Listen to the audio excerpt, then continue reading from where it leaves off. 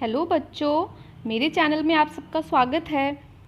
और इस वीडियो में हम करेंगे पाठ 8 गुरु मंत्र की बाकी की बची हुई एक्सरसाइज। जैसे कि आप लोगों को पता है कि हमने पिछले वीडियो में सारी एक्सरसाइजेस कर ली थी, लेकिन सिर्फ प्रश्नोत्तर बचे थे जो हम इस वीडियो में करेंगे। तो सबसे पहले हैं ये प्रश्न, निम्नलिखित प्रश्नों के उत्तर दो। ठीक है, इन प्रश्नों को आपको करने हैं कॉपी में।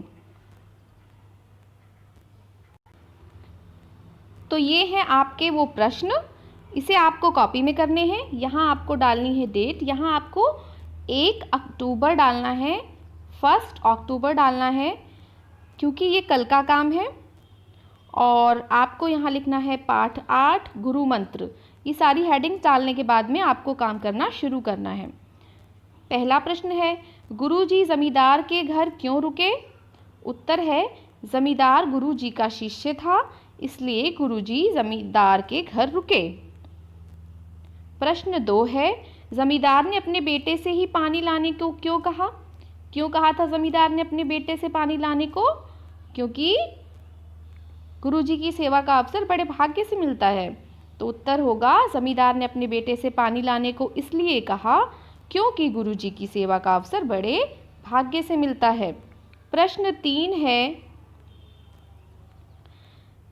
प्रश्न 3 है, जमींदार के बेटे की आंखें क्यों भर आई? क्यों भर आई थी जमींदार के बेटे की आंखें? क्योंकि गुरुजी ने जमींदार के बेटे के हाथों से जल ग्रहण नहीं किया, इसलिए उसकी आंखें भर आई। ठीक है। प्रश्न 4 है, जमींदार के बेटे को कौन सा गुरु मंत्र मिल गया था? कौन सा गुरु मंत्र मिल गया था? जमींदार के बेटे को यह गुरु मंत्र मिल गया कि सदा सबकी सेवा करनी चाहिए। अब इसके बाद है हमारे अगले प्रश्न। अगला है, सोचो और बताओ। इन प्रश्नों को तो आपको कॉपी में करना है जो मैंने अभी आपको करवाए, लेकिन सोचो और बताओ आपको कॉपी में नहीं करना है, ना ही आपको बुक में करना है। ये सिर्फ आपकी अंडरस्टैंडिंग के लिए है, आपको समझने के लिए है, तो आपको इसको कॉपी में नहीं करना है। इस कहानी का शीर्षक गुरु मंत्र क्यों रखा गया है? अब आपको इसका आंसर मुझे कमेंट सेक्शन में देना है कि इस कहानी का शीर्षक गुरु मंत्र क्यों रखा गया है। और इस कहानी के लिए कोई दूसरा शीर्षक सुझाओ और ये बताओ कि तुम ये शीर्षक क्यों रखना चाहते हो।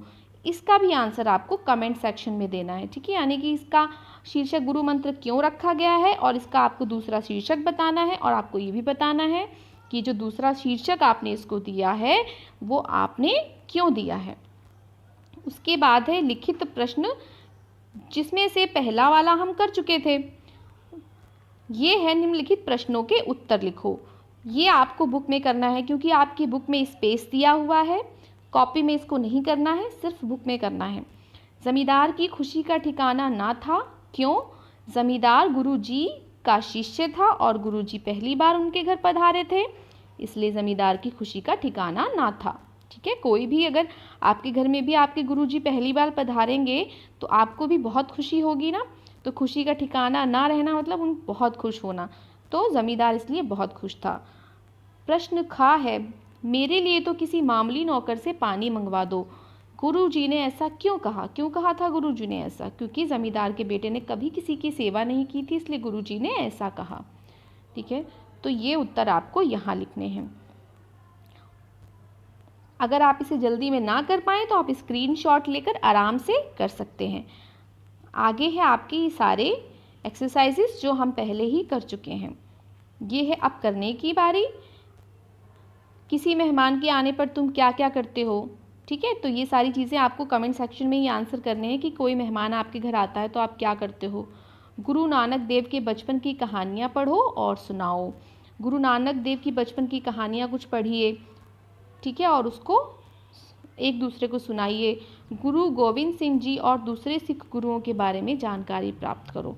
ठीक है, और दूसरे गुरुओं के बारे में आपको जानकारी प्राप्त करनी है। ठीक है, ये सारी एक्टिविटीज़ है जो आपको खुद करनी है, इसको कॉपी या बुक में नहीं करना है। तो यहाँ हमारा चैप्टर कंप्लीट हो जाता है। Thank you for watching this video.